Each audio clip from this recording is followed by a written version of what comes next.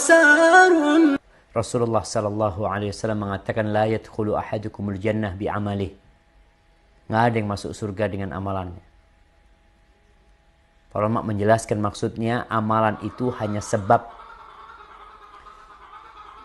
Jadi bukan karena antum beramal tahu-tahu masuk surga, itu hanya sebab. Yang memasukkan surga adalah rahmat Allah Azza wa Jalla.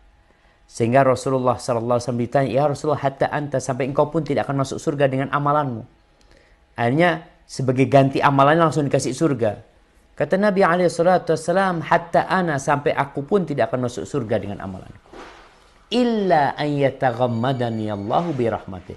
Kecuali Allah meliputin aku dengan rahmatnya.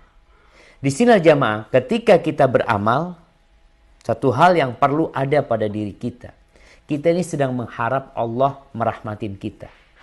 Jadi bukan seperti orang yang bekerja, kemudian di akhir hari ngatakan, "Mana gaji anak? Anak mau pulang nih udah." Bukan seperti itu. Kenapa bukan seperti itu? Karena sejatinya kita bekerja itu dengan fasilitas yang Allah berikan. Jadi kalau bicara bagaimana kita hidup sekarang ini, kita bisa bernafas, itu fasilitas dari Allah. Yang ngasih paru-paru sama kita Allah Azza wa Jalla. Yang ngasih fasilitas kaki, tangan, kita bisa sholat, mengatakan Allahu Akbar, Allah yang kasih. Kemudian yang kasih rezeki kami sama kita juga Allah Jalla Jalaluh.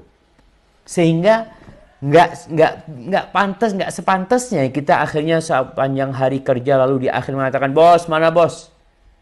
Apa gaji anak bos? Anak udah kerja seharian." Lalu bosnya mengatakan, "Engkau apa yang kau kerjakan? Baik, kau dapat semua itu, kau bisa bekerja mendapatkan hasil. Siapa yang ngasih semua barang-barang bahannya?" "Ya engkau bos," kata dia. Itu aja kita malu mau nagih seperti itu. Apalagi kita udah kasih fasilitas mobil ya, kasih rumah, kasih ini semuanya. Makanya disebutkan bahwasanya nggak ada yang masuk surga dengan amalannya. Kita bisa beramal itu karena taufik min Allah Azza wa Jal. Yang membuat kita bisa baca Quran juga Allah. Yang membuat kita bisa sholat juga Allah Azza wa Jal. Sehingga yang diperlukan adalah rahmat Allah Azza wa Jal. Bagaimana sekarang kita mengharapkan rahmat Allah Azza wa Jal? Maka dengan cara kita takut dengan adab Allah dan berharap Allah baik sama kita. Jadi bukan sok-sokan, makanya dilarang ujub dengan amalannya. Kenapa nggak diterima amalan dari orang yang ria? Dan setiap sholat kita mengatakan Rabbighfirli warhamni, Allahumma rahmataka arju fala takilni ila nafsi tarfata ain.